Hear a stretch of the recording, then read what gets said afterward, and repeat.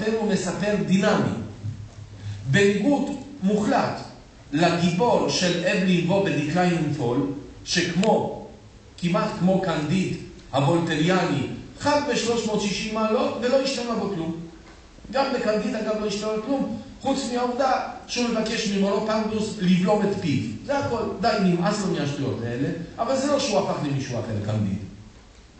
ולא במקרה, כי מבחינת וולטר אין אפשרות שמהות תשתנה, וקנדיד הוא מהות, כמו שפנדוס הוא מהות, כמו שכל אדם הוא מהות, כי אנחנו חיים בעולם של מהויות, שגם ניתן להכירן על בוליין. אצל המודרניסטים, העולם הכאוטי ניתן לארגון על ידי התודעה המספרת. ולכן, בעוד שהמספר שלנו לא יודע כלום בראשית דרכו, הוא יודע הכל בסוף דרכו. וזה נותן לפולקמן אוקספורד שני יתרונות.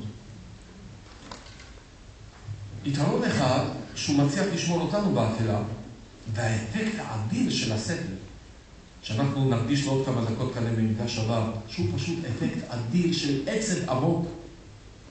לדעתי, לא היה מתאפשר אלמלא את הפרויקט של הספר. אלמלא שאנחנו הולכים בכמה מסלולים מאוד מאוד מוטפים, ואנחנו בסופו של דבר מתנפצים אל האמת. והאמת היא שקטה מאוד. אף אחד לא צועק. כולם מאוד מאוד שקטים. יש פה כיליון, יש פה חורבן, not with a band but a whimper, כלומר, בכל ענות חלושה. וזה מכאיב מאוד, זה באמת אחד הספרים העצומים ביותר שאני יכול לקרוא. זה יתרון אחד. היתרון השני הוא שהמספר הזה מייצג את המודרניזם, אבל על ידי התהוות. כלומר, זה מעין ביטלונגסרומן או סיפור התהוות של המודרניזם. לא של הגיבור, לא של המספר, אלא של המודרניזם. המודרניזם כביכול מתלבש כאן על עולם כאוטי, ולאט לאט מתחיל להכיר אותו. אבל הוא מתחיל להכיר אותו כסיפור. הם כבר כולם מתו. כל מה שנשאר זה הסיפור. ועכשיו הגיע הזמן לסדר אותו. וכאשר המספר אומר, אני מודע כבר, שסיפרתי את הכל כמין בלגן חסר ארגון, ברגע שהוא אומר זאת, זה הנגנוליסטי שלו. זה רגע הפיקחון שלו. כי ברגע שהוא מודה, בדיוק כמו שגיבור טרגי, מודה שהוא ניפץ את ראשו אל הגורל כי היה עיוור, היינו ערך אדיפוס, כך ג'ון דאבל, שהשם שלו אגב הוא גם איזשהו סוג של אידיון, או כמו יתד, כן? מתפכח מתמימותו.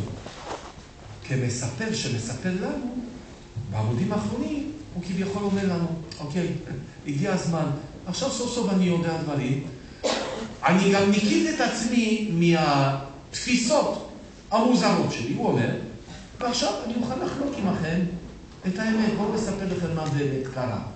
ולכן זה סיפור פואנטה של התהוות, כמו שיוחנו של האומן כישראלי. הוא סיפור התהוות של האדם כאומן, כלומר, האדם במעלה האלמנטלית של אנושיות שאינו אלא אומן חופשי, לעוף אל שמיים לא ממופים. כך המודרניזם כאן מתבטא בהבשלת תודעתו ההדרגתית של המספר שלא ידע לספר ולאט לאט למד. אלא שכמובן